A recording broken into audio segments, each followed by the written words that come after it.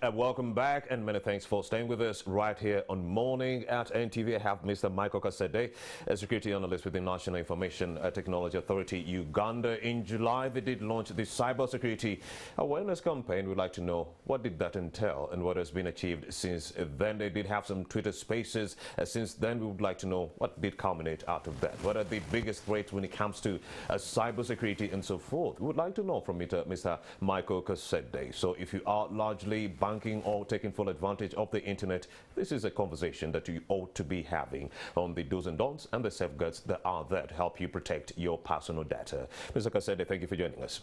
Thank you for having me. We kick off in July. You did launch this mega campaign, cybersecurity awareness campaign. Tell us more about that and what it sought to achieve. So the cybersecurity awareness campaign that was launched in July was largely to bring awareness to the public on how they can protect themselves online. Indeed. So this is part of the grander plan that NITA Uganda is taking as we spearhead the digitization of the country and the services that government largely offers to the public. All right. What are some of the biggest cybersecurity threats in Uganda as we speak right now? So many of the cyber threats we are seeing today are to do with ransomware. Okay. I understand this is a broad term, but it is that threat that compromises systems and asks you to pay a ransom for your data to be handed back unto you. So what happens is the attackers get a hold of your data. They encrypt your data so you can't access it anymore. Are we talking about nudes? For example, they have my nudes and then they're like, okay, if you need your nudes back, you need to pay money. So that would be something else. Because that is a phenomenon that takes place in Uganda one too many times. Yes, that does happen. That would be termed differently. All right. But with ransomware... Give us examples on this so that we understand. So organizations experience this largely, especially organizations that store digital data. I see. And this is usually around data that is for customers.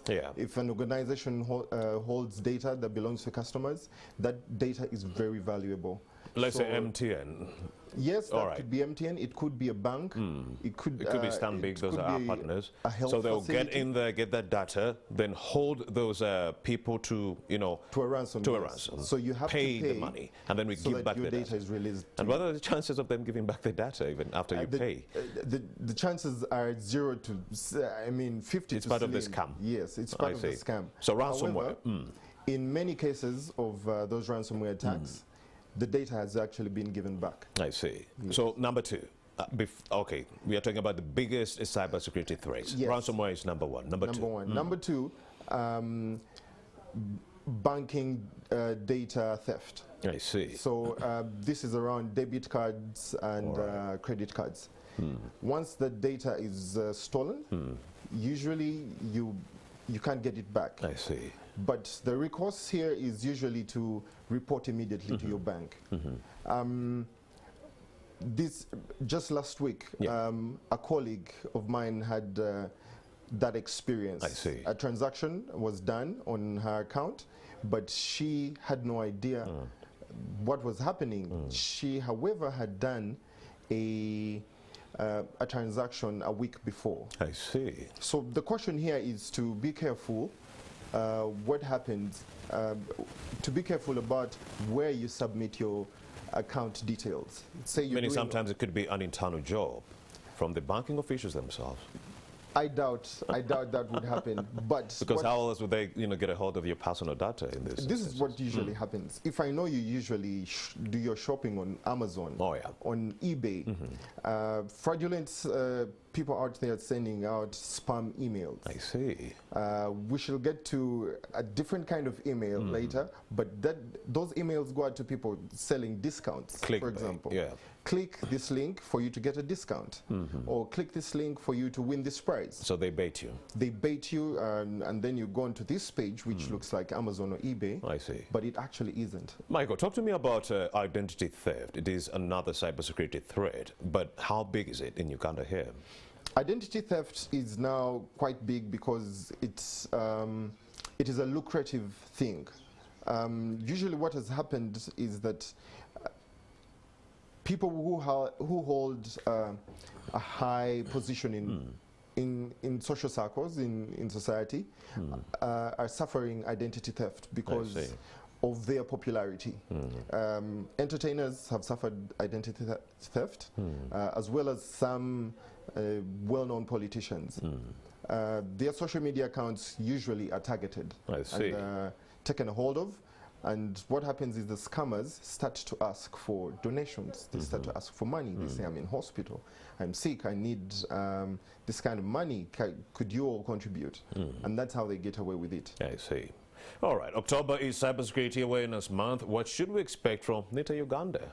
So NITA Uganda takes October as one of those celebratory months. All right. Yeah, where we go out to social media, we have engagements with people in civil society, with schools and different institutions to bring awareness to people and the public about cybersecurity hygiene. Yeah. I see. And how can we create cybersecurity awareness here in Uganda? So to begin with, the more incidents, cybersecurity incidents are reported, the more we become knowledgeable about how they occur and how to prevent them. So it would be good to start with reporting incidents. Another thing that NITA Uganda is doing is through the campaign. We're having collaboration with the World Bank. The World Bank has funded a six months long campaign that was running from July to December. Indeed. So that is another way we are bringing awareness to the public. But more importantly, we need the public to go out there and start looking for some of this information, to engage in these talks. We are primarily using social media platforms because that is the easiest form of access people have today, access to information around. So on Twitter, we have the Be Safe Online Twitter handle that we're using for the campaign. We also have the NITA Uganda Twitter handle that we're using. We also on Instagram on the handle Be Safe Online UG. I see. Yes. So how do I get to know that my data has been compromised, and where do I report to? So firstly, I'll talk about social media. It is one of those most prevalent incidents we have today. Yes, Michael. So what happens is, once you're locked out of your account, you can't do anything about it. Usually, the name will also change. But what's disturbing about social media is that so many social media accounts that are taken a hold of now are being sold. It is a market. Where they get into my account, change all the passwords, and then they sell it. And they sell it, yes. It doesn't ever happen to me. But largely, how does it happen even? How do they get a hold of this information? So what would be the first thing you would do if you received an email saying, quickly change your password, Facebook is going to close? I see. Or quickly change your password, you will not be able to access your password in the next 2 days if you do not change it right now. So usually people get into a panic mode, but they forget to check with people who are closest to them about what's happening, or even to go to the different news blogs or news sites to see what's happening out there.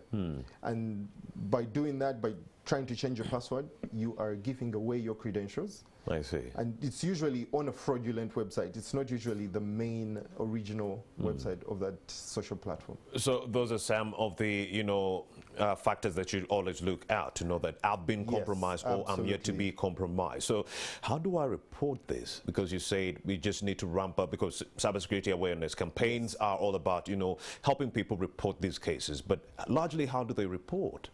So NITA Uganda has a team of people. This team is called the Computer Emergency Response Team. The Computer Emergency Response Team. All right, mandated with?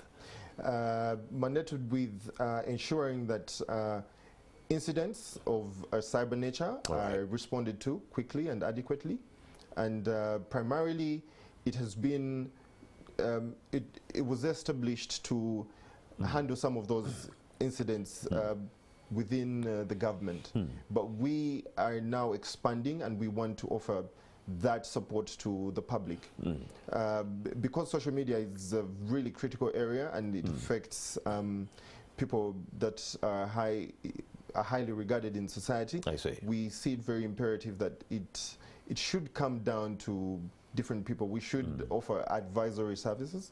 We offer advisory services that provide tips, provide awareness, and give individuals some solutions. But yes, we have a portal All right. where you can report some of those incidents. And that is the portal? The portal is on cart.ug.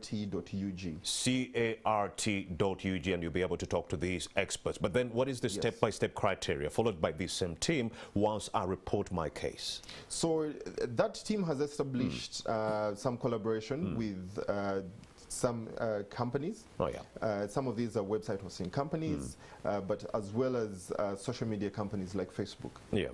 Facebook is a really large platform that has so many people with accounts on it. I see. So that being one of them, the team has also gone ahead to study and know the different criteria that these platforms require you to take for you for them to address some of those incidents. Understood. Talking about cybersecurity threats, it's largely correlating with, phishing. What is phishing all about, Mr. Michael? So we talked about email scams earlier. Indeed. Phishing is one of those scams. Oh, yeah.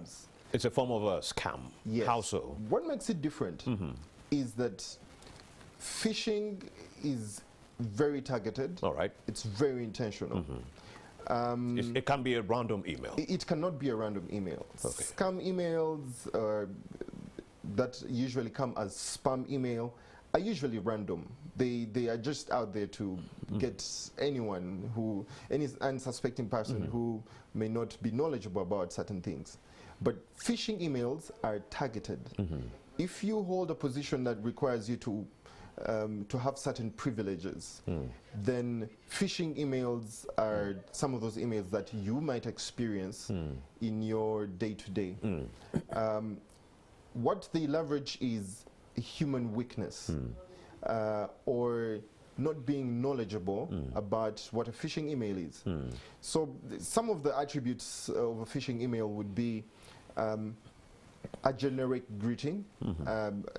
They usually don't specify an individual's name.